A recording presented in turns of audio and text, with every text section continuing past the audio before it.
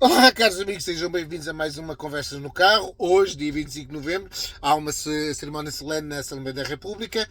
Acho muito bem que esteja a ser feito este tipo de cerimónias. O 25 de Abril foi super importante, foi provavelmente uma das datas mais importantes que nós temos na nossa história e na nossa democracia, obviamente, mas o 25 de Novembro é igualmente importante no sentido em que dissemos que não era bem o caminho que estava a ser, que nos estavam a obrigar, que nos estavam a empurrar. E Portugal disse claramente que não era esse o caminho. E pela mão de uma pessoa suspeita que era o Mário Soares. Quando a gente me conhece sabe que eu não morro de amor pelo Mário Soares. Para mim foi um dos políticos mais incapazes que a política portuguesa teve, mas que teve alguns momentos de clarividência, e o 25 de novembro foi um momento de muita clarividência do Mário Soares, de não se ter colocado ao lado dos comunistas, para criarmos então uma ditadura do tipo soviética, ao tipo de Cuba, em Portugal. Fizemos muito bem. Já para alguém que não saiba realmente o que aconteceu, depois de muita coisa ter sido falada, foi o 25 de Abril não é uma revolução popular. Não podemos esquecer uma coisa dessas, não é uma revolução popular, e por isso ficou a faltar a revolução popular para dar o poder aos comunistas. Foi assim que aconteceu na Revolução Bolchevique na Rússia, foi assim que aconteceu em quase todas as revoluções comunistas, e em Portugal, o ter sido uma revolução militar, o 25 de Abril foi essencialmente uma revolução militar, dos capitães de Abril, fez com que esta revolução ficasse, para o PCP, era uma revolução órfã. Portanto, apesar de haver muitos militares afetos aos comunistas, não eram suficientes. Portanto, era preciso haver uma revolução popular em que os militares não se envolvessem, para que assim os comunistas tomassem o poder, o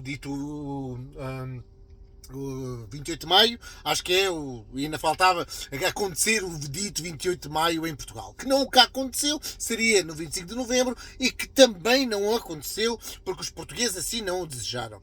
E então, tanto é que há uma decisão entre o Partido Comunista e o PCTP-MRPP, porque o PCTP-MRPP diz que os comunistas são os burgueses, porque a revolução ainda estão à espera da revolução, que realmente nunca existiu. Isso, palavras do Arnaldo Matos e do Garcia Pereira, na altura dos 1980, no início dos 1980, a dizer que ainda ficavam à espera da revolução e que os PCP eram os burgueses, tinham sido vendidos, tinham-se vendido à burguesia e tudo mais.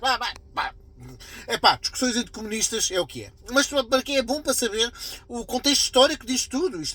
Nós temos que precisamente entender que sem essa revolução popular o PCP não era legitimado.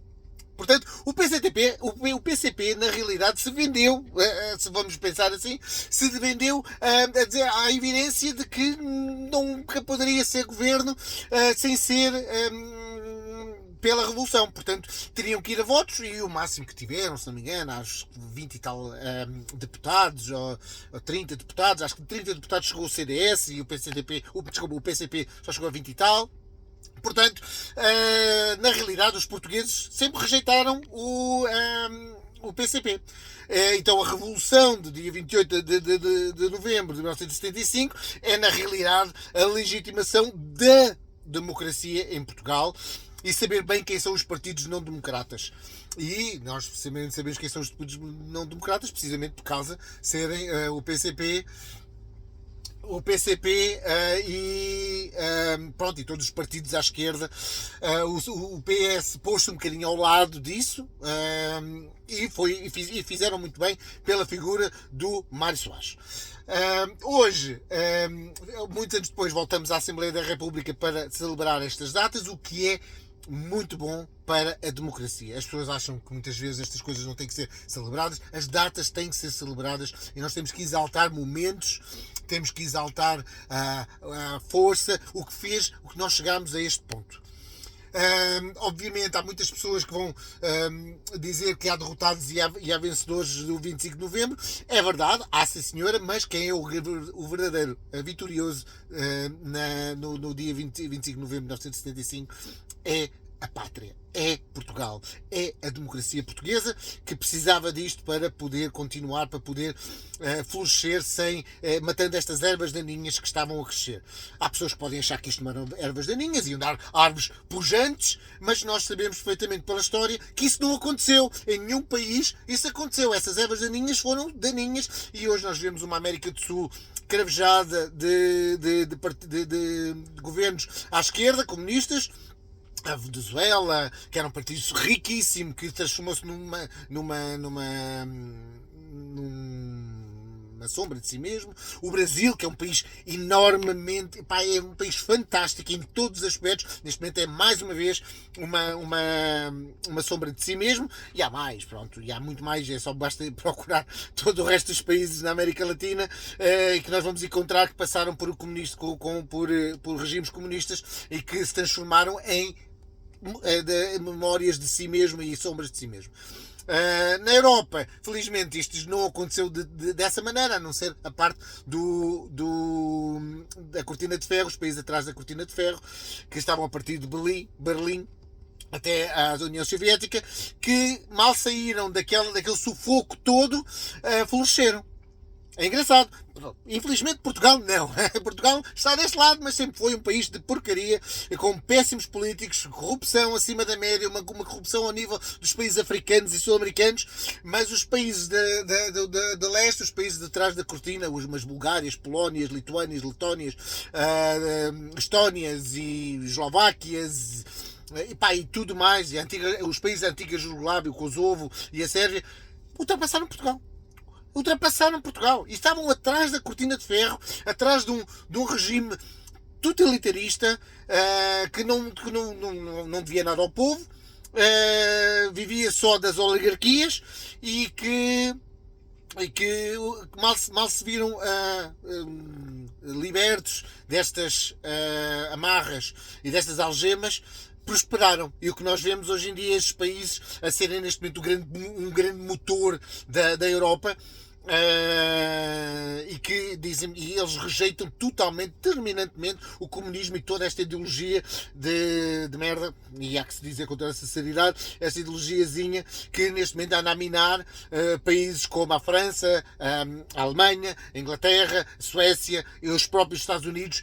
Estamos totalmente minados, e o Canadá e outros, e o Canadá, já me tinha esquecido do Canadá, e Portugal também, nesse sentido, Espanha, estamos completamente minados por uma ideologia completamente ultrapassada, que foi vencida em toda a escala por todo o lado, mas que, como a vida é em ciclos, em cada vez que aparece um ciclo, há de haver novos comunistas que vão dizer aquilo não funcionou, mas desta vez é que vai funcionar.